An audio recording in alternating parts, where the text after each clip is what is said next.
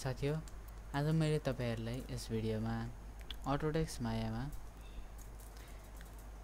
यस्तो विन्डो बनाउन सिकाउँछु। पहिला सुरुमा यहाँ एउटा क्यूब क्रिएट गर्नुस्।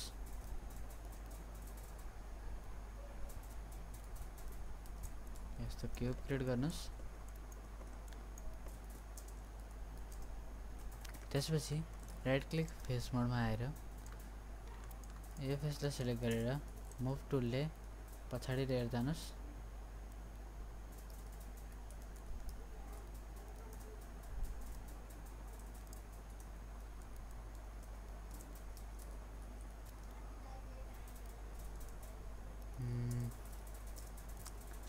त्यसपछि अझै अलिकति पछाडी र स्केलिङ टुलले शिफ्ट प्रेस गरेर सेन्टर भित्र लिएर जानुस् र मुभ टुलले यसलाई यसरी अगाडि लिएर आउनुस्।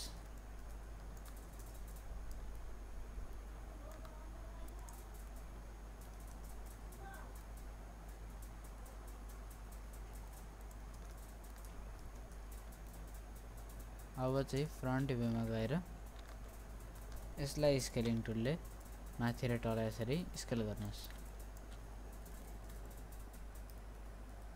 यसरी भित्र स्केल गर्नुस्।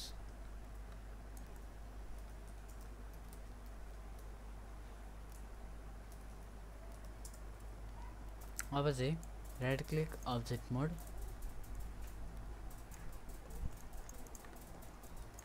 राइट क्लिक फेस मोड, यो फेसलाई shift right click duplicate face यसलाई अगाडि लिएर आउँछु। अब यो फेसलाई सिलेक्ट गरेर shift right click duplicate face यो फेसलाई नै अगाडि लिएर आउँछु।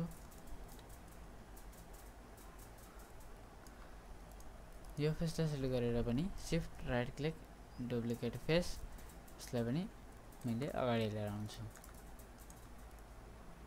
यति गरिसकेपछि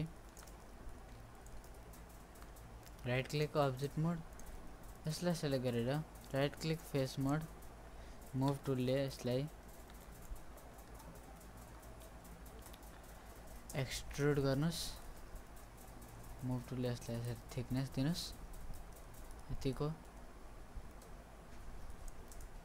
राइट क्लिक अब्जेक्ट मोड यो यसलाई पनि सिलेक्ट गरेर एक्सट्रुड सिधा स्ट्रेट, राइट क्लिक अब्जेक्ट मोड यसलाई पनि एक्सट्रुड स्ट्रेट अगाडि, राइट क्लिक अब्जेक्ट मोड। अब चाहिँ यसलाई स्केलिङ टुलले माथिबाट अलिकति सानो र यताबाट साइडबाट अलिकति सानो गर्नको लागि यसलाई सेन्टर पाइभट गर्नुस्। कन्ट्रोल जेड सेन्टर पाइभट, यो साइडबाट कन्ट्रोल जेड यसबाट सानो। मुभ टुलमा डबल क्लिक गर्नुस्। यसलाई वर्ल्डबाट अब्जेक्ट गराइदिनुस्। अझै भएन, डी प्रेस गरेर यसलाई यो अगाडिको फेसलाई सिलेक्ट गरेर फेरि डी प्रेस गर्नुस्। अब स्केलिङ टुलले यसलाई सानो बनाउनुस्। मुभ टुलले यसलाई सिधा पछाडी लिएर गएर हेर्नुस् ठिक्क साइजको भयो भने यसरी अझै स्केल गर्नुस्। यसरी अझै हेरेर यताबाट अझै यतिको हाइट फेरि अझै हाइट बढाउनुस् अलिकति यति ठिक छ। र यसलाई पनि सेन्टर पाइभट डी प्रेस गरेर यसको पनि यो फेसलाई सिलेक्ट गर्नुस्। फेरि डी प्रेस गरेर मुभ टुलले यसलाई सिधा पछाडी लिएर जानुस्। त्यसपछि स्केलिङ टुलले माथिबाट हाइट र यताबाट दुईतिरबाट सानो बनाउनुस् ठिक्क साइज हेरेर। यसलाई सिलेक्ट गरेर सेन्टर पाइभट डी प्रेस गरेर यसको पनि यो फेसलाई सिलेक्ट गर्नुस्। मुभ टुलले यसलाई पछाडी लिएर जानुस् र अरुमा गरे जस्तै गरेर स्केलिङ टुलले हाइट र यताबाट दुईतिरबाट यसलाई ठेक्का साइजको बनाउनुस्। यसलाई मुभ टुलले अलिकति बाहिर लिएर आउँछु, कन्ट्रोल जेड, डी यो फेस डी अलिकति बाहिर लिएर आउँछु। यसलाई पनि बाहिर लिएर आउँछु अलिकति, कन्ट्रोल जेड, यसलाई पनि डी प्रेस गरेर डी फेरि डी, यसलाई अलिकति बाहिर लिएर आउँछु, यसलाई पनि डी डी, यसलाई अलिकति बाहिर, यति। त्यसपछि यिनी तीनटालाई सेलेक्ट गरेर मेसमा गएर कम्बाइन गर्नुस्। कम्बाइन गरिसकेपछि पहिला यो झ्याललाई सेलेक्ट गरेर शिफ्ट प्रेस गरेर यसलाई सेलेक्ट गर्नुस्। मेसमा गएर बुलियन्स र डिफरेन्स गर्नुस्। राइट क्लिक अब्जेक्ट मोड, देख्न सक्नुहुन्छ यति बनेको छ। राइट क्लिक फेस मोड, यो फेस, शिफ्ट सेलेक्ट यो फेस, शिफ्ट सेलेक्ट यो फेस सेलेक्ट गरेर अहिले अब्जेक्ट मोडमा जानुस्।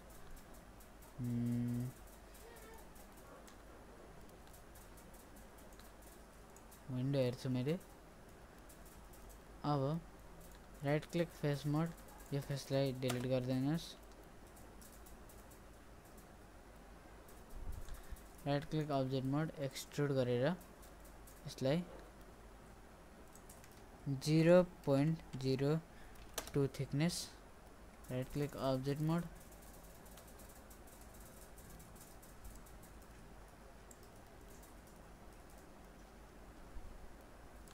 यहाँ लाइटिङमा गएर टु साइड जानुस्।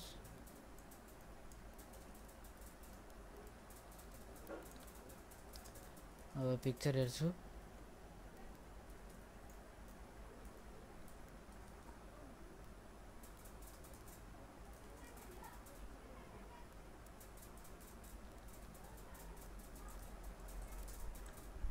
अब यसलाई सेलेक्ट गरेर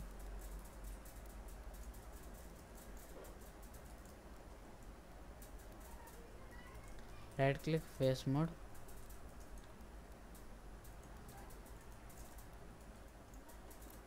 यो फेसलाई सेलेक्ट गरेर मुभ टुलले शिफ्ट प्रेस गरेर अगाडि सिधा स्ट्रेट, ठिक छ।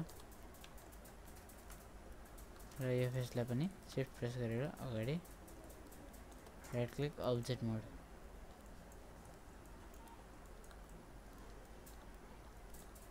राइट क्लिक फेस मोड,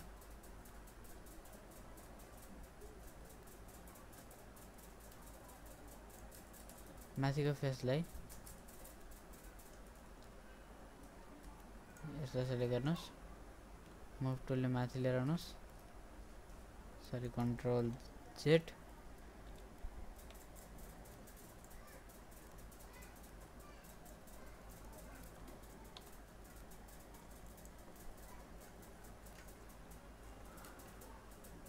यसरी भित्र गएर माथिको फेसलाई सेलेक्ट गर्नुस्। यसलाई माथि लिएर आउनुस्, यसरी कन्ट्रोल जेड, शिफ्ट प्रेस गरेर माथि लिएर आउनुस्। यसलाई अब्जेक्ट मोडमा जानुस्।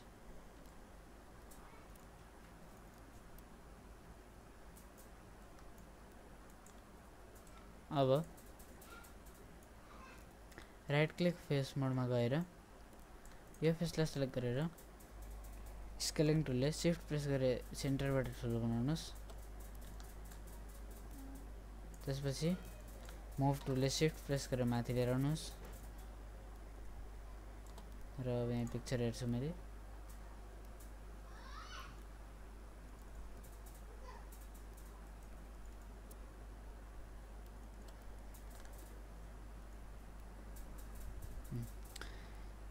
फेरि स्केलिङ टुलले शिफ्ट प्रेस गरेर यसलाई अलिकति बाहिर, मुभ टुलले शिफ्ट प्रेस गरेर माथि, राइट क्लिक अब्जेक्ट मोड र राइट क्लिक फेस मोडमा गएर यो फेसलाई शिफ्ट प्रेस गरेर कन्ट्रोल जेड, शिफ्ट प्रेस गरेर अगाडि लिएर आउनुस्। यसरी राइट क्लिक फेस मोड, फेरि पछाडि यता पछाडिपट्टि आएर यसलाई पनि शिफ्ट प्रेस गरेर अगाडि लिएर आउनुस्। अब्जेक्ट मोडमा जानुस्।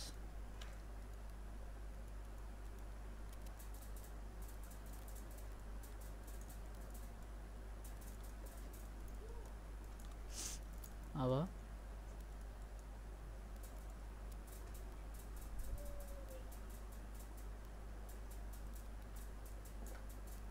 यसलाई पनि राइट क्लिक फेस मोड, यो पुरै फेसलाई सेलेक्ट गरेर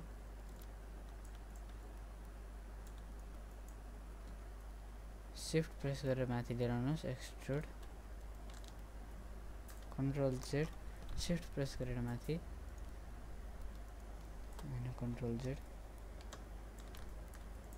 शिफ्ट, यो शिफ्ट प्रेस गरेर माथि अलिकति मात्रै अब्जेक्ट मोडमा गएर हेर्नुस्।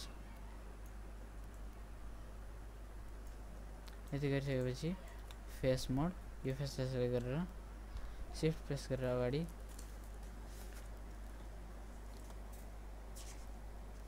स्केलिङ टुल, शिफ्ट प्रेस गरेर भित्र माथिबाट पनि र मुभ टुलले तल। अब शिफ्ट प्रेस गरेर बाहिर मुभ टुलले राइट क्लिक अब्जेक्ट मोड।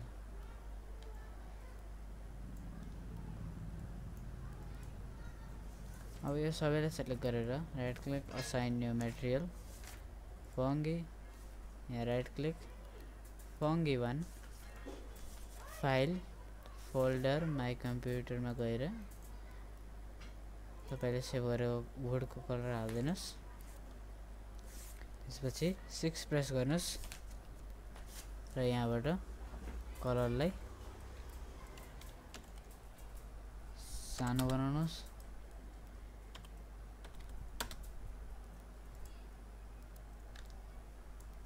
त्यसपछि अब राइट क्लिक फेस मोड, यो फेस र यो फेसलाई सेलेक्ट गरेर right click assign new material, fungi, यहाँबाट फुल व्हाइट बनाउनुस्, नभए यहाँबाट ब्लू चुज गर्नुस्, स्काई ब्लू, र यहाँबाट ट्रान्सपेरेन्सी बढाइदिनुस्।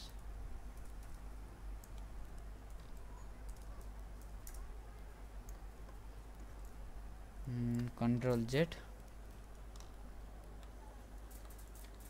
यो फेस, शिफ्ट सेलेक्ट यो फेस, यो फेस र शिफ्ट सेलेक्ट यो फेस र यो face, right click assign new material, fungi, यहाँबाट स्काई ब्लू चुज गर्नुस् र ट्रान्सपेरेन्सी बढाइदिनुस् अलिकति कम।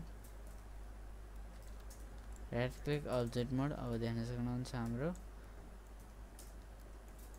ग्लास रेडी छ। र अब यसलाई सेलेक्ट गरेर प्रेस ट्रान्सफर्मेसन,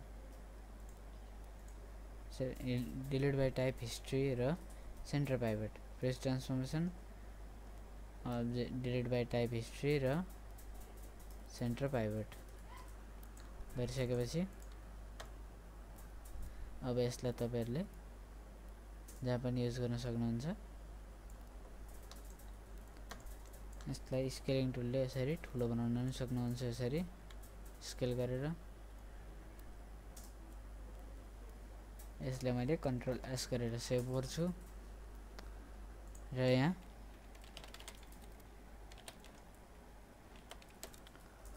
विन्डो नाम लेखेर सेभ गर्छु।